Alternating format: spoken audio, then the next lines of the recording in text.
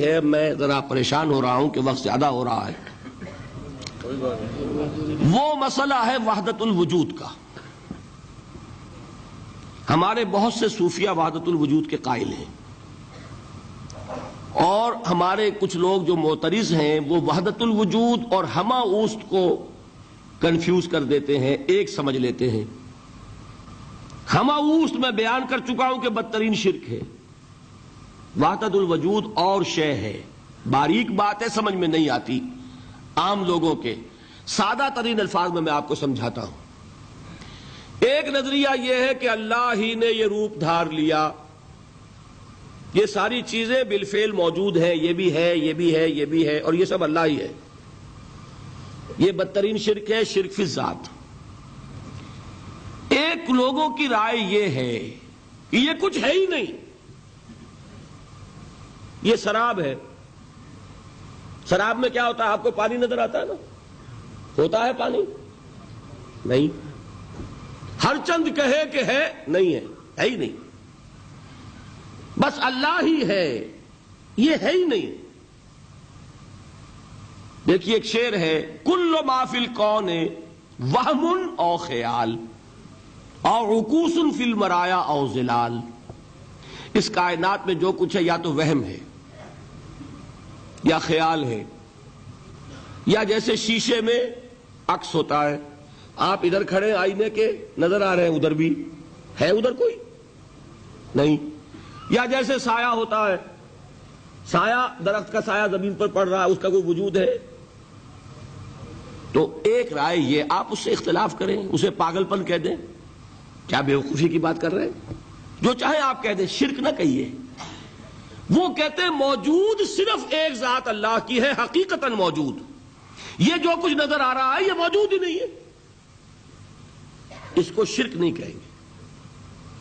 اسے اختلاف کریں، کوئی ضروری نہیں ہے کہ آپ مانیں ان کی بات. میں یہ نہیں کہہ رہا کہ آپ ضرور مانیں. شیخ احمد سرہندی رحمۃ اللہ علیہ نے اسے سمجھایا ہے اس کائنات کی حقیقت کیا ہے، ایک مثال سے. ان کے نظریے کو وحدت الشہود کہتے ہیں نا، وحدت الشہود، وحدت الوجود. شاہ ولی اللہ دہلوی نے فیصلہ کیا ہے کہ دونوں میں باریک سا فرق ہے، کوئی فرق نہیں ہے، تعبیر کا فرق ہے. وہ مثال دیتے ہیں کہ دیکھیے ایک مشعل لیجئے. مشعل کیا ہوتی ہے؟ ایک لکڑی ہے، اس کے ایک سرے کے اوپر آپ نے کپڑا وغیرہ باندھ کے تیل ڈال کے آگ لگا دی. شعلہ جوالا ہے، ایک شعلہ، ٹھیک. وہ فرماتے ہیں کہ اس کو تیزی کے ساتھ ایک دائرے میں حرکت دیجئے، آپ کو آگ کا دائرہ نظر آئے گا؟ دیکھنے والے کو نظر آئے گا کہ نہیں؟ کیا دائرہ فی الواقع موجود ہے؟ بات ثابت ہو گئی کہ نہیں ہے، نظر آ رہا ہے. یہ فرماتے ہیں حضرت مجدد، ای الصنعت باری تعالی است، کہ معدوم را موجود می نمائند. یہ اللہ تعالیٰ کی صنائی ہے، خلاقی ہے، کہ جو شے ہے نہیں اس کو دکھا دیتے ہیں کہ ہے. جیسے آپ نے آج سی دائرہ دکھا دیا ہے نہیں، اس کائنات کا کوئی وجود نہیں. میں پھر عرض کروں گا آپ اس سے اختلاف کریں، اسے نہ مانیں، چھوڑ دیں اس کو. یہ مسئلے ہیں فلسفے کے، لیکن سوال یہ ہے کہ اس کو شرک نہیں کہیں گے آپ. شرک وہ ہے جب کہیں یہ بھی شے ہے اور خدا ہے، یہ بھی ہے اور خدا ہے، پتھر بھی ہے اور خدا ہے. جب یہ کہا جائے گا یہ ہے ہی نہیں، صرف خدا ہے، تو در حقیقت اس کو شرک نہیں کہیں گے. یہ وحدت الوجود ہے، یونٹی آف بینگ. اب اس کو میں ایک اور اعتبار سے سمجھا دوں گا تو مجھے امید ہے اللہ تعالیٰ اس کو آپ پر کھول دے گا. دیکھیے ایک ہمارا علم، ایک اللہ کا علم، ٹھیک. جب تقابل کریں گے تو کیا کہیں گے؟ اللہ کے علم کے مقابلے میں ہمارا علم ہے ہی نہیں، ٹھیک. اللہ کی قدرت کے مقابلے میں ہماری قدرت زیرو. اللہ کی مشیت کے مقابلے میں ہماری مشیت کچھ نہیں. وما تشاؤون الا ان یشاء اللہ. تم چاہ بھی نہیں سکتے جب تک کہ اللہ نہ چاہے. تو کیا ہوئی؟ خاک ہوئی.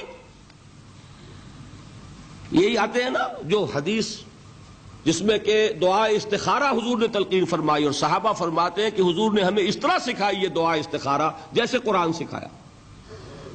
اس میں الفاظ کیا ہیں؟ فَإِنَّكَ تَعْلَمُ وَلَا أَعْلَمُ وَتَقْدِرُ وَلَا أَقْدِرُ، اے اللہ تجھے قدرت حاصل ہے، مجھے کوئی قدرت حاصل نہیں۔ اگر ظاہری الفاظ پر جائیں گے تو یہ تو خلاف واقعہ بات ہے۔ کیا حضور کو کوئی علم حاصل نہیں تھا؟ یہاں تو حضور فرما رہے ہیں فَإِنَّكَ تَعْلَمُ وَلَا أَعْلَمُ۔ یا چلیے اگر کوئی اور عام انسان کہتا ہے میں نہیں جانتا، تو کیا کوئی علم حاصل نہیں اسے؟ کچھ نہ کچھ علم تو ہے نا۔ لیکن اللہ کے علم کے مقابلے میں وہ نہ ہونے کے برابر ہے۔ اسی طریقے سے سمجھ لیجئے اللہ کے وجود کے مقابلے میں اس کائنات کا وجود نہیں ہے۔ بات ختم ہو گئی، مسئلہ صاف ہو گیا۔ حقیقی وجود صرف اللہ کا ہے، یہ اعتباری ہے، یہ ٹرانزینٹ، آل از چینج، پینٹارائم، بدل رہی ہے ہر شے، کسی چیز کو ثبات نہیں۔ آپ ایک لمحے پہلے جو آپ تھے وہ آپ، ایک لمحے بعد وہ آپ نہیں ہیں، بدل گئے آپ۔ ایک تسلسل ہے آپ کا کہ آپ سمجھتے ہیں کہ آپ وہی ہیں کہ جو آج سے 10 سال پہلے تھے۔ کیا آپ وہی ہیں؟ بدل چکے، خون پورا بدل چکا، نہ معلوم کتنی دفعہ بدل چکا، کھال بدل چکی۔ یہ تو معلوم یہ ہوا کہ یہ جو کچھ ہے ٹرانزینٹ ہے، عارضی ہے، فانی ہے، نہ ہونے کے برابر ہے۔ وجود برحق صرف اللہ کا۔ یہ بھی در حقیقت اسی شرک فی الوجود کی بات ہے۔ اگر ہم یہ کہیں کہ اللہ بھی موجود ہم بھی موجود، یہ کیا ہو گیا؟ شرک فی الوجود۔ اسی کو کہا ہے غالب نے جارو بلا بیار کہ این شرک فی الوجود، با گرد فرش و سینہ با ایواں برابر است۔ اگر آپ کے گدے کے اوپر گردہ پڑ گیا ہو تو جھاڑتے ہیں نا، فرش کے اوپر گردہ ہے تو جھاڑو سے صاف کرتے ہیں۔ غالب کہتا ہے کہ اگر تمہارے دل میں یہ گردہ آ گیا ہے کہ تم بھی موجود ہو، اللہ بھی موجود ہے، تو لا کی جھاڑو سے صاف کر دو اس گردے کو، کہ یہ شرک فی الوجود ہو جائے گا۔ ہم نہیں ہیں بھائی، ہمارا کیا وجود، ہماری کوئی کیا حقیقت ہے، اللہ ہی ہے، بس یہ ہے اصل میں۔ پھر میں عرض کروں گا کوئی قبول کرے نہ کرے، اسے گمراہی کہے، اس کو جھوٹ کہے، اسے پاگل پن کہے، میں نہیں جھگڑوں گا، لیکن شرک نہیں کہہ سکتے آپ اس کو۔ شرک وہ ہماوست ہے، اس میں اور اس میں زمین و آسمان کا فرق۔